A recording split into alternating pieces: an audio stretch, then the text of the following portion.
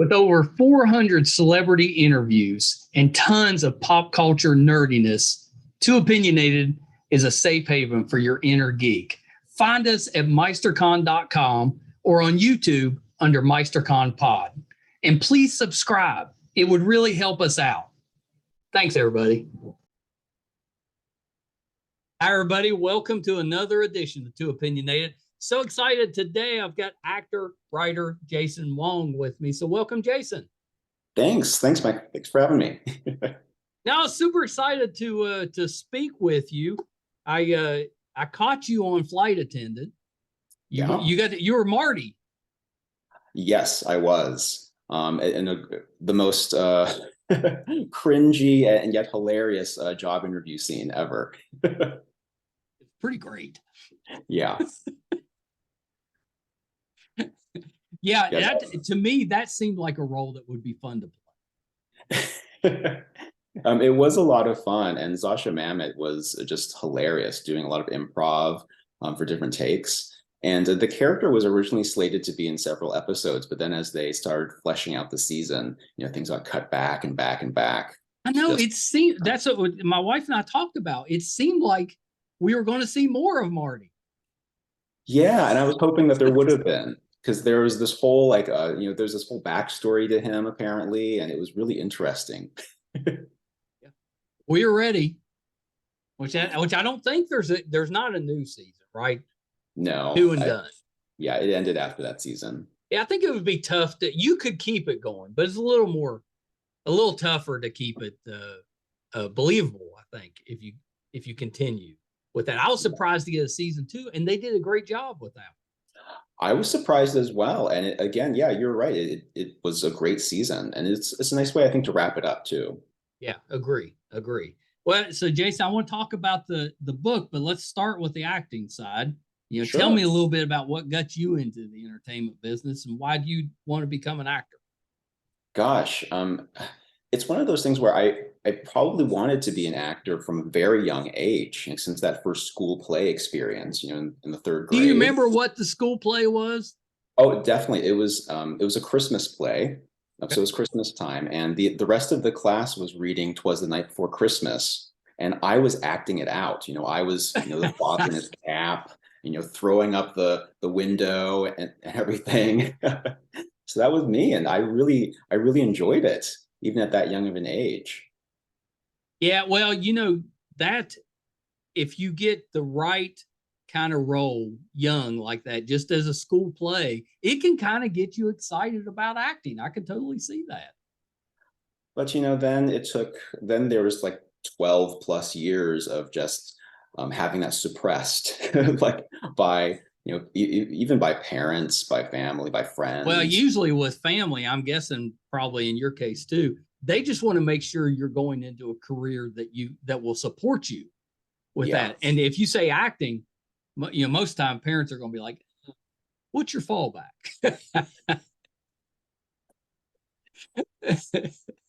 And so, I just kind of danced around it and kind of circled around it for quite some time until I went off to college. I went to art school and I studied art, doing mostly experimental film and photography and some performance art. And that's what started getting into this idea of performing. And then when I moved to San Francisco, I started taking some more classes at the American Conservatory Theater, which is a great place. So I took some studio classes there for quite some time, and then I started out on the stage. Well, which is a great place to start because it teaches you that kind of the rigors of acting, I think, because of the repetition, and you're having to repeat the same thing in the same way over and over again, like every day for a stretch of time. So that's a pretty good way to get into acting. And I still prefer theater in a certain way just because of that regularity, because it feels like, well, it is your job and you're going to do your job every day. Yeah. Yeah. I think a lot of actors feel that way. It's just a little tougher to make a living if you're just a theater actor. It can be. Yeah. Yeah. So you got to supplement it with a TV appearance once. Or some commercials or yeah, definitely. So you got to do the double of This Is Us and A Million Little Things. with that. You appeared on both of them. Both of them, every episode, make me cry, which isn't necessarily a bad thing, but I'm such an emotional guy that every time they get me. I can only watch one episode at a time. There's no binge watching shows. Too Yeah, emotional. that would be a little intense, I think, to try and binge watch This Is Us or A Million Little Things. Yeah. Great shows, great cast, great writing, but just exhausting. Yes. Yes. Oof. Well, and of Just course, I'm a comic book guy. You were on The Me Flash. too. Yeah. I'm a comic book person as well. I've been Okay.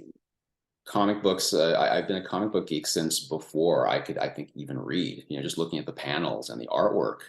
Yeah. And knowing that you used to be a comic book shop owner, I kind of freaked out over that. I was like, "What? Are we going to talk about comic books the entire time?" Because I could. We can. That might be a different podcast, but I would totally do it. Did you have who was your guy or your team? Who was your favorite? You mean growing up? Yeah. Growing up, I mean, I started out with a lot of DC stuff just because, watching Super Friends and all that kind of stuff on TV. But then at a certain point, like I think around junior high or high school, it definitely became the X-Men. Yeah, me too. I went through an X-Men phase for sure. This idea of feeling like an outsider and being kind of ostracized for a number of reasons really kind of resonated with me. Yeah. On a number of levels.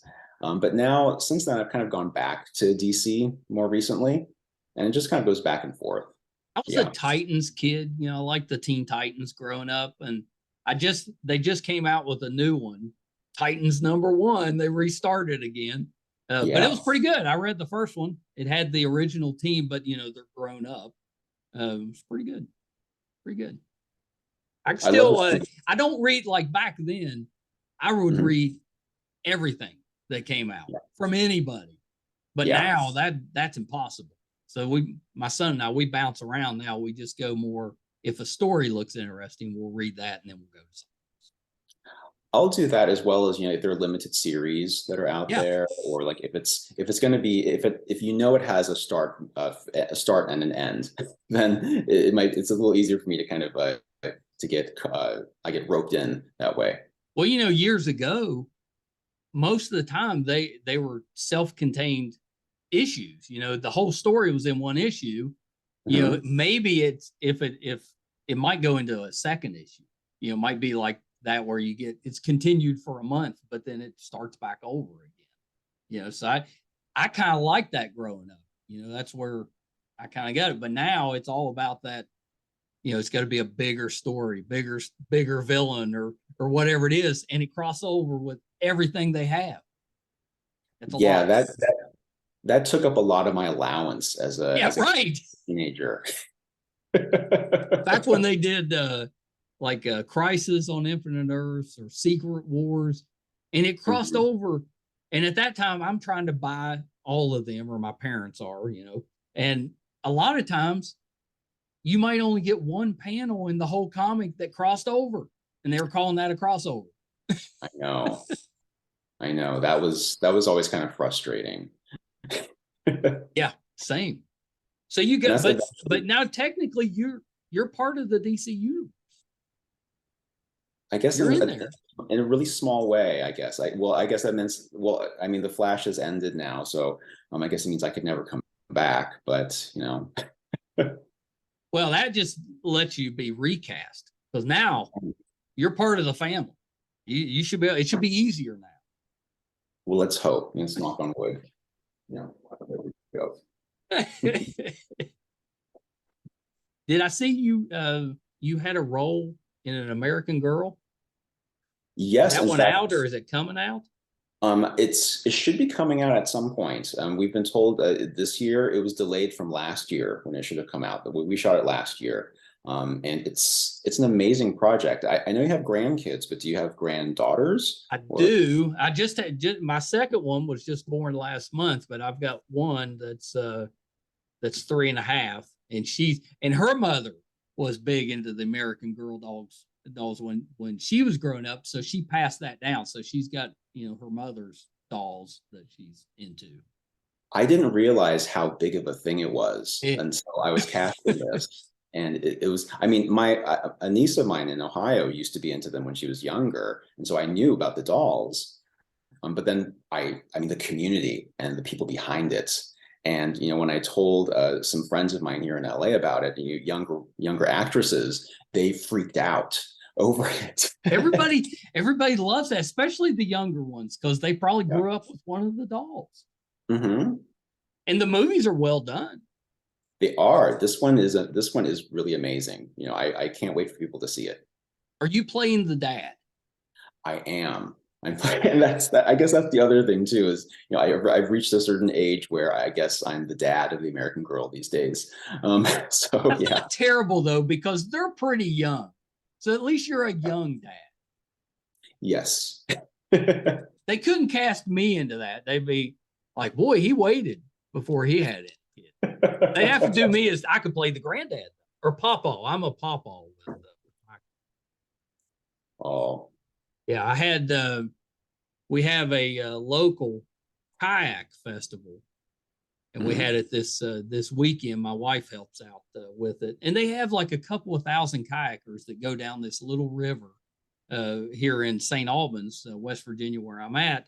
Well, I don't do any, but all the kids go. So that's my, I get all the grandkids. So while they're out there on the river all day, I'm watching the grandkids. So I had 4 of the 5. I didn't get the baby, but I had the other 4 this weekend. It was pretty great. It was exhausting. It was pretty great. By the time they got off the river, I was like, here you go. And that's the great thing, I guess, about being, an uncle or grandfather. You pass it off afterwards. You give it back. You get all the good, and then when they start breaking down or just getting worn out, you pass them back. Yeah. I had a time. There was a moment Saturday afternoon where all 4 of them had fallen asleep on their own and were asleep at the same time. It was the best. I don't know how. I don't think that's ever happened. They just kind of wore each other out and just dropped off one at a time. And then you feel like a winner, and then you take all the credit for it. Oh, I totally did. I took pictures of all of them, sent them to the parents. I was like, pawpaw. Yeah, it's me. It's me. Yeah. They either have worn themselves out or I have bored them to sleep. But I'll take either one. Jason, let's talk about the book. So you've got a book of poetry. Is it out or is it coming out? It is out, and it's an interesting story because it's not actually my book. Okay, yeah, explain that. It's actually the book. It's the book and the writing of my late husband, who passed away from cancer a few years ago. And I hear that. I love that you took the situation and turned it into a positive, because that's not always easy to do. And I think that's what a terrific way to kind of remember him than to publish stuff that he had worked on. Yes, and as he was a writer and was often frustrated with the rejection that he received, and it's something that I could empathize with, and I could understand with the rejection of being an actor. And so we were always each other's biggest cheerleaders. He would advocate for me, and I would advocate for him.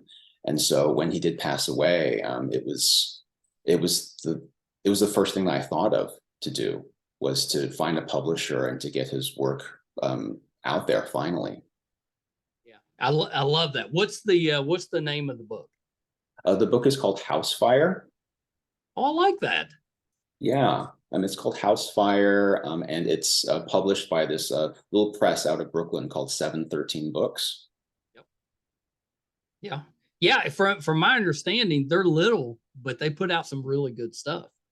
Yeah, the publisher is amazing. His name is Leland, and the reason why I reached out to him was that I was sending them out to every publisher I could think of, every publisher that I could find, every publisher that was still in my husband's contact list, and I was just basically reusing that same cover letter that he had been using, kind of copying and pasting as you do when you're applying to a job or for anything else, in a lot of ways. But when I read about this particular publisher and his press, um, it made me change gears completely because this publisher was also a writer as well. And Okay. he was frustrated as well by the gatekeepers and the people who, people at the large publishing houses who, would never necessarily take a chance on someone new. And he ended up getting cancer as well. And he vowed that if he could somehow beat this, that he would start a press, he would start a small press for others. And sure enough, I think the name of the press, 713, is based on July 13th. And that's a date that he found out that he was not only having his first book published, but I think he also realized that that was the day that he got his all clear from his cancer diagnosis, that he was in remission. I mean, it almost sounds meant to be that he is the one publishing the book. Yes, and instead of using the kind of cut and pasted cover letter, I wrote a very heartfelt personal letter to him, and I said, the only difference that I can see between you and my husband is that you lived and that you were able to do this for yourself and for others. And I hope that you could take a chance on my husband. And he did. Yeah, I think that's such an amazing story. Was it cathartic getting that accomplished? Because I know you've been working on that for a while. So just getting the book out there, did that help? Yes, it did. It was this great healing process, because his manuscript, at least an earlier iteration of it, had actually been accepted by another small press as part of this competition. But when my husband got the terms of it, he didn't really like it, and so it ended up the deal kind of fell through and left a really sour taste in his mouth. And so this really felt like a kind of vindication in a lot of ways to have But something. it was kind of unfinished business. Yeah, it was. Yeah, I love that. What kind of poetry is in the book? What's he writing about? It's there are a lot of ruminations. I guess that's the way to describe it. They're all very kind of introspective and very thoughtful.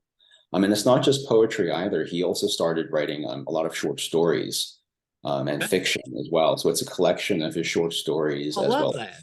So yeah, so it's got just all of that in it. Well, that's terrific because it'll let you into someone's mindset and what's Mhm. running through their head. If you're getting poetry and short stories and just fantasy, all that stuff in there. I mean, that's the type of stuff that goes through everybody's head, but you don't get a chance to see that with most people. Exactly. And I think if you took a look at his work, you would I mean, he was a geek himself. He was a self-proclaimed geek. He used to write for the now defunct Geek magazine in his early iterations. There's very few magazines that defunct isn't attached to now. That's true. That is true. Yes. What Um, you said, that's not a good thing in my opinion, because I like holding something in my hand. Me But too. there's other ways to do it, probably better ways. But there's something about a magazine or a book that you can hold in your And if something had a national circulation or distribution, there was also that kind of shared experience as well, that you're not just stumbling across something on the internet or stumbling across a website or a blog that you found. There's something that someone in every city across the country could possibly be reading at the same time. Yeah, that's true. Yeah, that's very true. Did you write the foreword in the book? Not before, I wrote an afterword, kind of describing the process and also including some of his little sketches that he used to always leave around the house for me. So kind of adding another little component to the book. But the foreword was actually written by a really good friend of his. I love that. I love that. That had to take you a little bit of time to put all that together, let alone find somebody to publish it, but just putting it together. It did. And I mean, not that it was necessarily a good thing, but the pandemic and all the shutdowns gave me a chance to refine and edit and work and have something else to work on. Yeah, because that could be a difficult time because we are so isolated, and that could be tough when you're kind of going through some grief and trying to recover from that, and you're kind of putting yourself right in the middle of it. but it gave you a path to get out of it, I think. So that's pretty great. And I also had some great role models as well. Around that time was when Patton Oswalt lost his first wife, who was also a writer. Yeah. And in my own process of healing and recovering, I read another book by this author and illustrator named Jonathan Santlofer called The Widower's Notebook. And his late wife was also a writer, and both of them finished their spouse's work and got them published posthumously. And it really gave me an inspiration as well as a kind of guide. Yeah. Yeah, I love that. Did it inspire you to write it? Yes and no. I guess, I always assumed that I always thought that my husband was the writer in the family. And so to concentrate those thoughts, it took quite a bit of effort. Yeah, Even I'm sure. Yeah. When you write, are you writing more screenplay style or book style? Again, I'm not much of a writer, but when I do, I guess these days it is more in script form, just because I think of other projects, or I'm trying to think of things that I would like to be in, or things that I would like to see, that's on a screen, or that's being performed. It's almost, I think, as an actor, you almost have to write some of those roles for yourself just to show that you can do them, because it's so difficult sometimes to get the opportunities to show that. It is, and it's been a little difficult, but I've also started to come to the realization that not everyone can do everything, and maybe I know that I know that I should try and stretch those muscles a little bit more, but at the same time, I know what I can do, and I know what I can do well. Well, have you had a chance to do comedy yet? I have done some comedy, and it's something that again I really like, but it's not something that always comes my way. I get a lot of comedic auditions, and whether or not I get them is a flip of a coin. Well, comedy's tough because there's a rhythm to it. You have to hit those notes at the right time, or it doesn't work. The joke doesn't work or anything. So that's I think comedy's a little tougher, where we're all, I think, kind of predisposed to do drama because we deal with so much drama in our lives. Right. Although I do have to say, my coach pointed something out. My acting coach pointed something out recently about comedy, and how if you just play it, the comedy should come out, especially if it's written well. That's why something like The Flight Attendant works so well as this really kind of dry comedy, because you watch that scene and it is hilarious.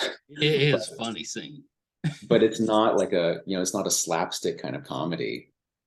No, but it resonates because we've all been in similar situations, maybe not exactly, but it's funny.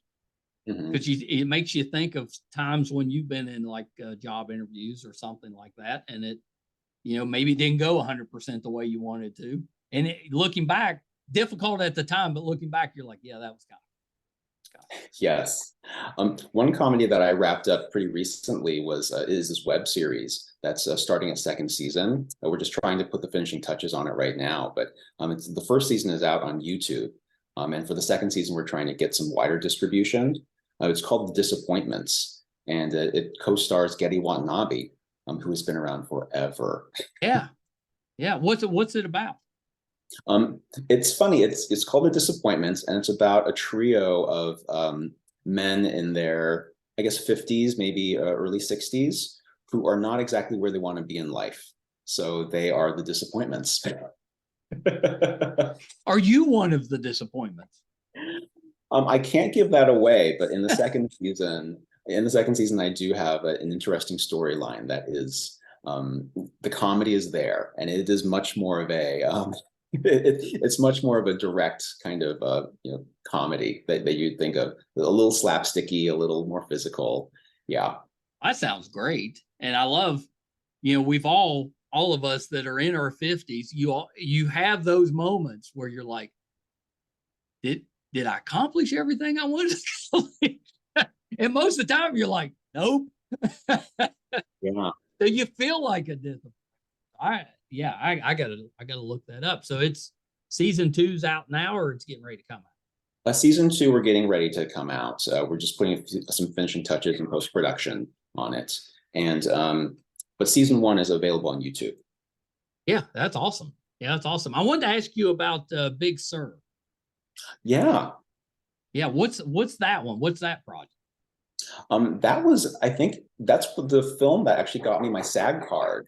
And Mike, I am so sorry, but someone is at my door. Oh yeah. Let me put it on hold for a second. All right, so we're back. Yeah, I think your son's gonna have a lot of fun editing all this. So. I know he gives me the stink eye once in a while, but I'm like, I know you can handle it. So Big Sur was actually the project that got me my SAG card a little while ago. And it was an amazing. It's based on an actual Jack Kerouac novel that's based on true events. So in the novel, he changed all the names around of the characters, but for the film, we went back to the real people's names and the real people. And I it was like that. Yeah, and it was this amazing opportunity to play an actual to portray an actual person who was part of the Beat movement. That's kind of fun. Yeah. Yeah, that sounds like actually a pretty good role. So is it a period piece? It is. So it takes place during the Beat era, like around the 60s. And if we're going to kind of keep going on this kind of geek bent, I actually play Victor Wong, who is this actor who was in a million things. If you think about what was he in? I know he's in The Last Emperor, but I think he was also in maybe don't quote me on. Wasn't he the restaurant owner in Seinfeld? Going back all the way. It's quite possible.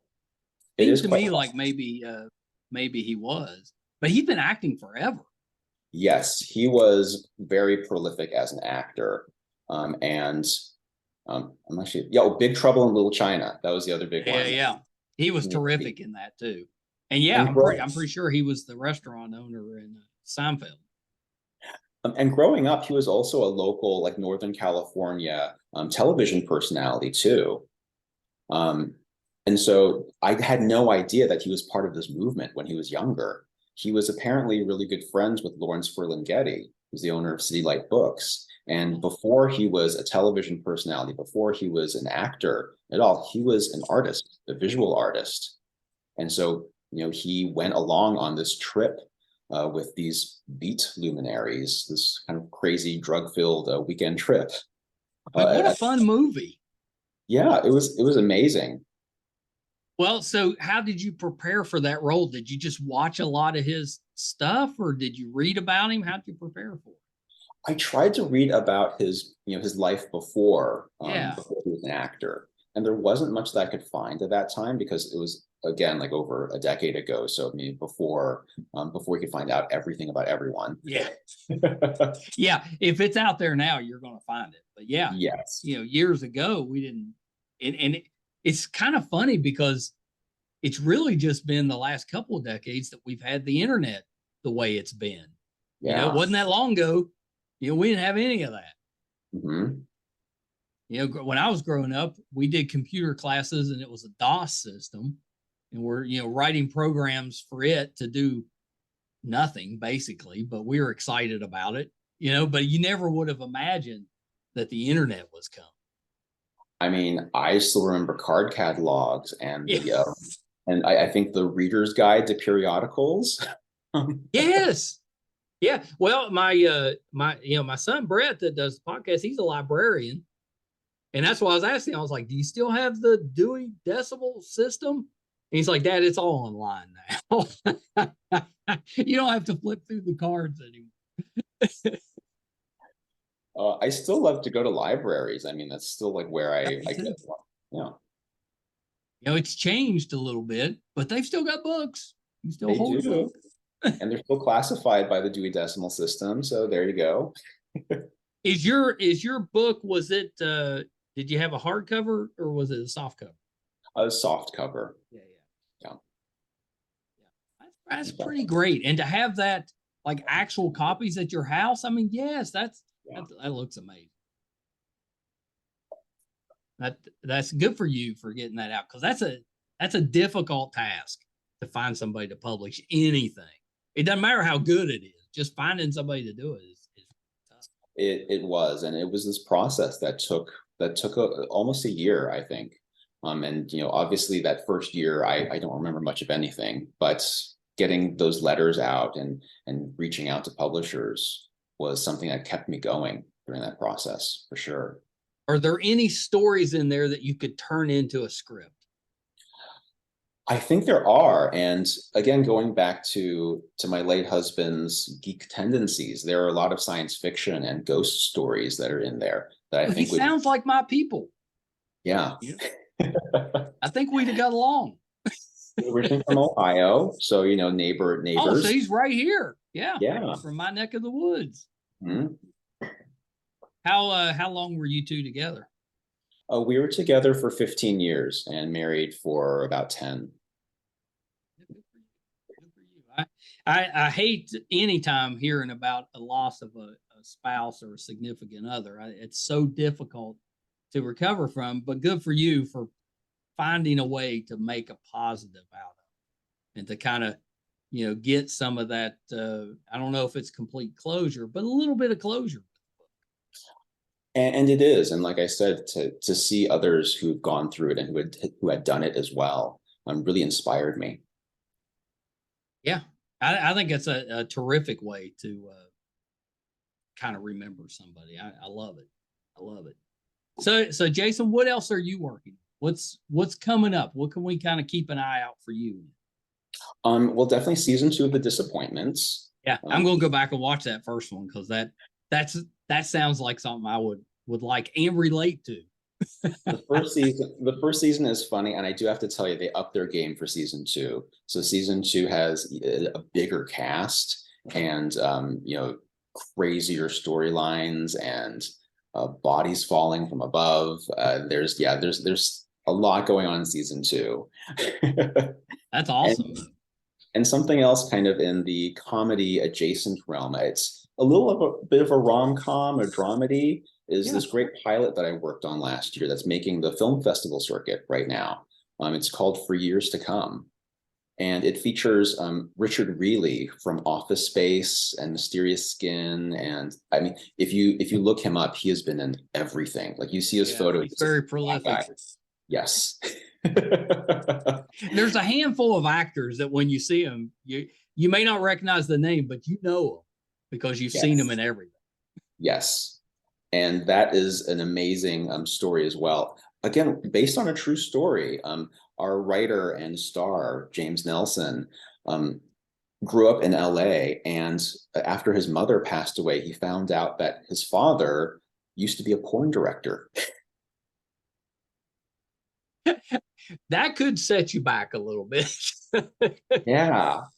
And so this pilot, it also works as a beautiful little short as well, which is why it's playing in the film festivals right now. But we're trying to get picked up for an entire season, or at least get funding for an entire season, so you can really see how this all plays out. That's kind of exciting, kind of nerve-wracking. The pilot stuff, that's kind of nerve-wracking, but it's a great way to get your material out. It is, and I mean, because it's so self-contained as well, it's just a beautiful story in and of itself. And I just hope that people want to see more of it, because it's, we kind of leave you on a little bit of a cliffhanger, but it's a lovely story. It really is. Yeah. All right. Well, we'll keep an eye out for that as well. So last thing, Jason, before we wrap up, where can we find you? Where can we find the book on social media? I am on Instagram. I'm at Retrograde Jason. Yeah, I love that name. That's good. That's good. Why should we fear retrograde? And it's something I'm kind of caught up in a little bit. It's just a time for you to reflect and review. And what's so wrong about that, right? I mean, as we get older, most of the fond memories come from growing up and those times that maybe you didn't appreciate as well as you should have when you were in them. But looking back, you're like, that was pretty good. And also that's how growth happens, is when you look back and you think, gosh, was I that terrible back then? Or did I really say that? Did I do that? Maybe I shouldn't do that anymore. Yeah, very true. Very true. Yeah, it can be painful looking back at times. Mm-hmm. Definitely. Yeah. See, I'm on Instagram, and there are links to the book, which is available on Amazon, as well as through 713 Books. Yeah. And again, the book is called Housefire. And you can also find me on my own website too, which is www.jasonwwong.com.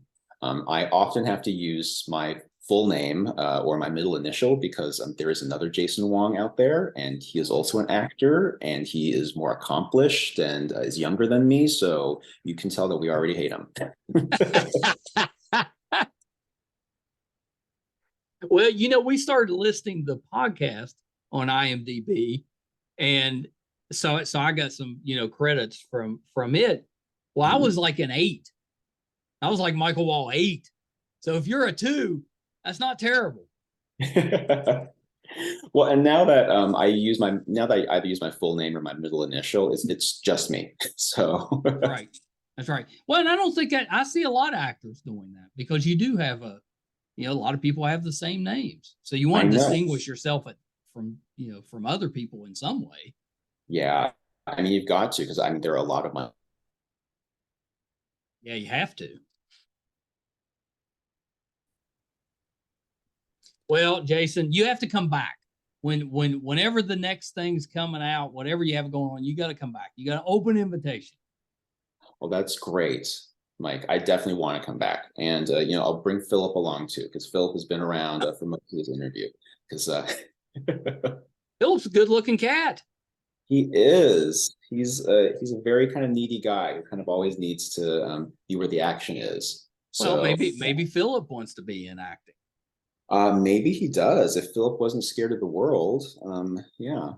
Do he have green eyes? It looks like he had green eyes. Philip does have green eyes. He has these green eyes pretty. That just kind of implore you to take care of him. That's right. I love cats, but I'm so allergic. I mean, just like horribly allergic. And all the kids have them. I'm like, I can't come visit. So they have to come see me. Well, that's a story then for another time, because I used to be deathly allergic as well. And so was my husband, until we came across our first cat, who I think was either magical or a mutant lab experiment. But either way, that cat changed our DNA. So I'm good now. I need one of those cats. Well, Jason, it's been a pleasure. Hold on one second, and we'll, let's definitely do this again at some point. Definitely. Hold on. Right. So that was Jason Wong. I hope you enjoyed that. What a terrific way to remember a spouse or significant other than by publishing work that they had done, that they had intended to publish, and then didn't get a chance to finish that up. I'm very that kind of touches my heart. I absolutely love that. What a great tribute to his lost husband. I just think that's terrific. Jason's such a good actor. I think we talked about most of the things I had seen him on. This Is Us, A Million Little Things, Flight Attendant. He was a police officer on Flash. He played a doctor on Good Trouble. He had a appearance on I Think You Should Leave. Every time we see him, I think he's such a talented actor. So I can't wait to see what he has coming next. Hope you guys enjoyed that. If you're finding us for the first time and you liked it and like to support us, we could definitely use the help. It's easy. It's free. If you prefer to watch, our YouTube channel is MeisterCon Pod. Just hit subscribe. That's all we ask. It really does help us out. If you like to listen, just wherever you're listening to your podcast ad or whatever application you're using, just subscribe there. That'll help us as well. We put our 600th episode out on Friday, and you can find all of those audio and video on our website, meistercon.com. So definitely check us out there. If we're going on location, if we're covering a convention, if we're doing something in studio, that'll be on the website. So definitely check us out there. Thank you guys so much. Until next time. Bye, everybody.